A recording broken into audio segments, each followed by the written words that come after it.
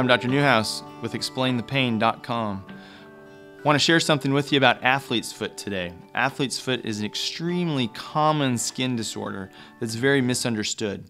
First off, what is athlete's foot? Athlete's foot is a fungal infection. You may have heard of ringworm, fungus. There's lots of different terms. They're all the same. Athlete's foot, they're all caused by the same organism, which is a fungal infection.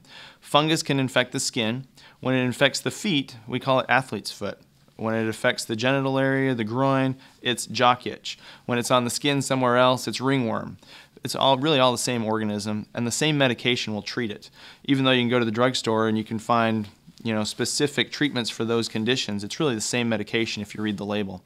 So for athlete's foot, you don't have to be an athlete to get it. You just have to have red, dry, itchy, peely skin.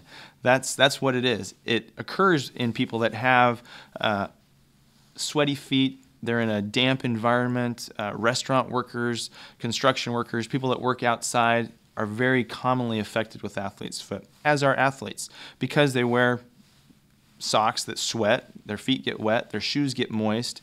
Maybe they only have one pair of shoes, they don't change them out.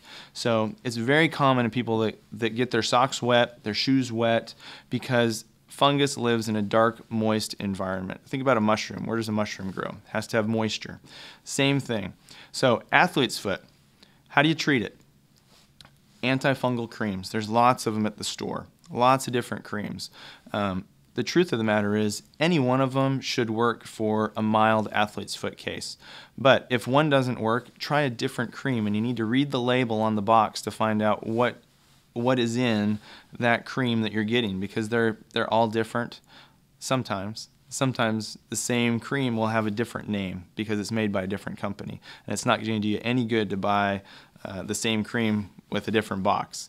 But using a different medication may work. Sometimes the fungus will respond to one and not to another.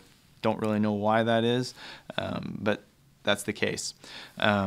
When the creams don't work, there is oral medication that's much stronger that will work. So you need to see your doctor for that. If you have an athlete's foot infection that's not resolving after 2 or 3 weeks of treatment and you're following the instructions on the box with the over-the-counter product, you need to see your doctor.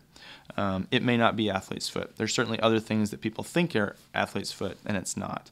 But typically what you'll see is a dry, scaly, red, sometimes in between the toes it gets real white and wet. That is a classic athlete's foot appearance.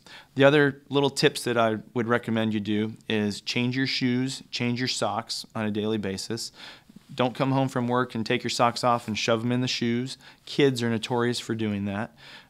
Air your shoes out. If you can alternate shoes, especially if you work in an environment where your feet get wet, wear one pair of shoes one day, different the next day, so that they have time to air out. There are some antifungal sprays that you can use. Spray your shoes out. It really does make a difference, and it will help prevent recurrence, because it's one thing to treat it, but then you're going to get it again if you don't change that environment that you're putting your feet into. And that's one of the reasons it's so common and so stubborn, is people don't change the environment. They may treat it, spend the money on the cream, but they really don't do the other things to help alleviate the fungal infection. So I hope that explains a little bit more about athlete's foot. It is very common, and it should be very easily treated. So if it's not going away in 2 to 3 weeks, contact your doctor, because it might be something different, or you might need some stronger medication.